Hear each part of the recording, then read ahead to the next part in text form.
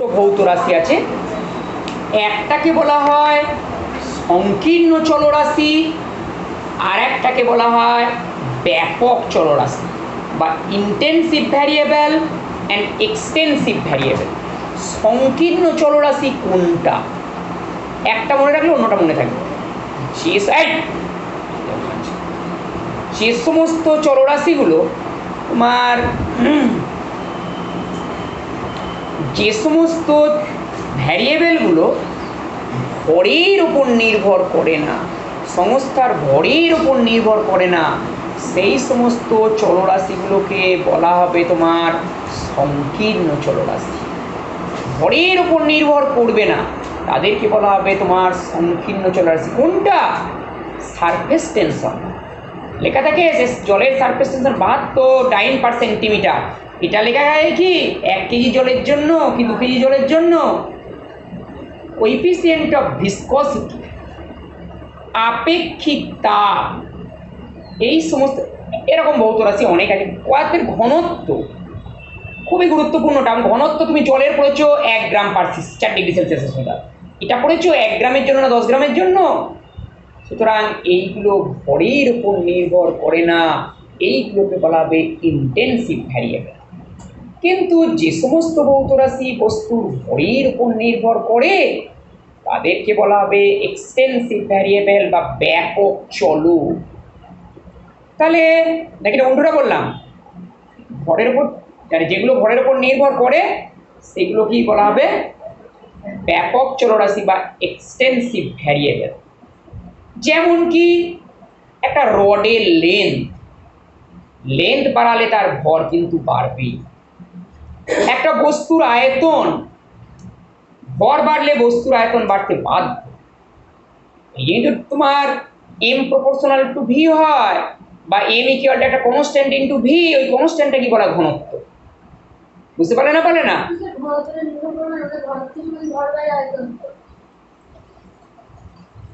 m proportional to v, m equal to k into v, k টা কি বলা হয়? b, এই b equal to m by v। ভর বাড়লে সংস্থার আয়তনটা এমন ভাবে বেড়ে যাবে যাতে করে ভর আর আয়তনের ভাগফলটা অপরিবর্তিত থাকবে। সেই জন্য ঘনত্ব হলো তোমার একটা ব্যাপক চলরাশি। ঠিক আছে? হ্যাঁ, সংকীর্ণ চলরাশি। হ্যাঁ, ঘনত্বকে কি বললাম? সংকীর্ণ চলরাশি। আগেরটা কি বলে? আগেরটা উল্টোপাল্টা বলে দিয়েছি?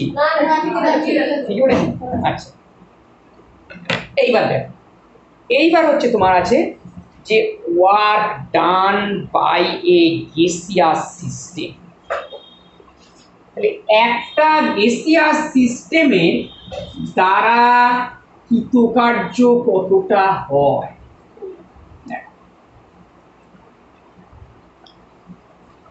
Suppose this is a gaseous system inside a cylinder.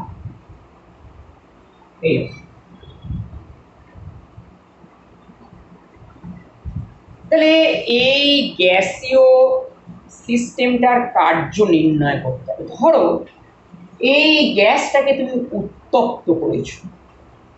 উত্তপ্ত করলে কি হবে? তাপমাত্রা বেড়ে যাবে। মলিকিউলার পয়েন্ট অফ ভিউ থেকে যদি দেখো, অণুগুলো গ্যাসিয়াস সিস্টেমের ওয়ালের ওপর জোরে জোরে ধাক্কা মারে। জোরে জোরে ধাক্কা মারার পরে এই তোমার পিস্টনটা এখান থেকে এখানে উঠে যাবে, ঠেলে খুলে যাবে তো। তাহলে এই পরিমাণ দেখো স্মরণ ঘটলো পিস্টনটা। তাহলে স্মরণ ঘটলো কার জন্য?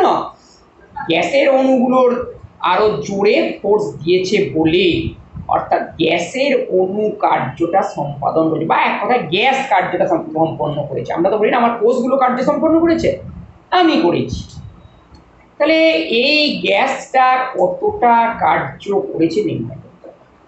তাহলে এইখানেতে ধরো এ ফোর্স দিয়েছে, আর এই যে স্মরণ এ বি থেকে যে সিবি অংশে উঠে গেছে, এসি বা বিডি স্মরণ, এই this is very small amount, this is say DX. DX পরিমাণ পিস্টনটা উপরে উঠে গেছে। তাহলে কৃতকার্য এটা যদি স্মল অ্যামাউন্ট ওপরে উঠে যায় তাহলে কৃতকার্য হবে স্মল। সেই কারণে কৃতকার্য ডিডাব্লিউ ইকুয়াল টু বল ইন্টু সরণ, তার মানে এফ ইন্টু ডিএক্স হবে না? হবে না? তাহলে আমাদের ফর্মুলা হচ্ছে P equal to F by A. সুতরাং F equal to P into A, P A d x. What is A d x? Volume of this portion, তাই তো হয় অস্তচলের ক্ষেত্রফল ইন্টু উচ্চতা। সুতরাং ডিডাব্লিউ ইকুয়াল টু হবে পি ডিভি। তাহলে যদি পিস্টনটা অনেকটা দূর ওঠে তাহলে কি করতে হবে? এইরকম করে ছোট ছোট ছোট ছোট কার্যগুলোকে সমষ্টি নিতে হবে, নিয়ে তবে টোটাল কার্য বার করতে হবে। আর সমষ্টি নেওয়ার অপর নাম কি? Integration. W equal to integration P DV. কথাটা বুঝতে পারলে না? পারলে না? এভাবে করা হলো কেন? কেউ তো বলতো তুমি ডাইরেক্ট করলে না কেন? তার কারণ পি ভলিউম আর আয়তন একে অপরের সঙ্গে সম্পর্কযুক্ত। এখানে আয়তন এইখান থেকে এই যে তোমার সরণটা এত কম যে এই পোর্শনের আয়তন আর এই পোর্শনের আয়তনের জন্য চাপ প্রায় স্থির আছে। সামান্য আয়তন পরিবর্তন হয়েছে কিন্তু তার জন্য চাপ প্রায় স্থির আছে, সেই জন্য আমরা এরকম লিখতে পেরেছি। কথাটা বুঝতে পারলে না? পারলে না? এইবার তুমি যদি পুরোটার জন্য করো, এবার ইন্টিগ্রেট করে নিতে পারো। যদি প্রক্রিয়াটা স্থির চাপে সংঘটিত হয়, যদি ধরে নেওয়া হয় যে পিস্টনটা এখান থেকে এখানে গেছে কিন্তু সবসময় চাপ অপরিবর্তিত আছে, সেই রকম পদ্ধতিকে বলা হয় আইসোবারিক প্রসেস।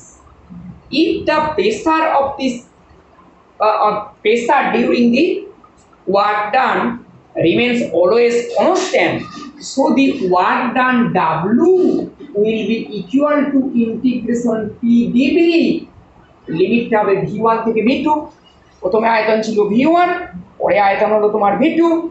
সুতরাং W ইকুয়াল টু পিটা যেহেতু কনস্ট্যান্ট আছে সেই জন্য ইন্টিগ্রেশন চিহ্নের বাইরে নিয়ে নিচ্ছি, ইন্টিগ্রেশন V1 থেকে V2 dV বা W equal to P into V2 minus V1। এক্ষেত্রে তুমি সিম্পলি করে নিতে পারবে, কিন্তু এই সিম্পল কেস জানলে তোমার খুব কমই আসবে।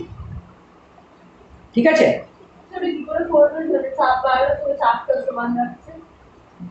সিস্টেমটাকে এমনভাবে করা হয়েছে তার চাপ অপরিবর্তিত আছে, সেটা তোমার তাপমাত্রা বাড়িয়ে করে দেওয়া যেতে পারে। বেশি জায়গা জুড়ে চলাচল করলে তোমার আয়তন তোমার চাপ কমে যাবে ঠিক, কিন্তু সেই সময় তাপমাত্রা এমনভাবে বাড়ানো হলো যাতে করে তোমার চাপ স্থির রইল। কথাটা বুঝতে পারলে না? পারলে না? আচ্ছা, তাহলে এই হলো তাহলে তোমার কৃতকার্যের পরিমাণ। তাহলে এইবার যে কোনো থার্মোডাইনামিক প্রসেসকে তোমার একটা ইন্ডিকেটর ডায়াগ্রামে সেট করা হয়। ইন্ডিকেটর ডায়াগ্রাম বলতে পিভি ডায়াগ্রামকে বোঝায়। অলরেডি তোমরা জানো পিভি যে লেখচিত্র তার এক্স অ্যাক্সিসে প্লট করা হয় ভি আর ওয়াই অ্যাক্সিসে প্লট করা হয় তোমার পি। যদি অলরেডি তোমাদের জানা আছে স্থির উষ্ণতায় পিভি ডায়াগ্রামটা হয় বয়েলের সূত্রের যে ডায়াগ্রাম, রেক্ট্যাঙ্গুলার হাইপারবোলা এই রকমের হয়, এই রকমের। এই তো হয়। ধরো এ দিয়ে দিচ্ছি, এ থেকে বি কে তোমার স্থির উষ্ণতায় গ্যাসের উপর চাপ প্রয়োগ করে আয়তনকে পরিবর্তন করা হবে, তাহলে এ বি তার লেখচিত্র। তাহলে ধরো কোনো এক মুহূর্তে তোমার এটা অবস্থান করছে এইরকম জায়গা সি বিন্দু, সি বিন্দুর যা স্থানাঙ্ক গ্যাসের চাপ আর আয়তনের মান তাই।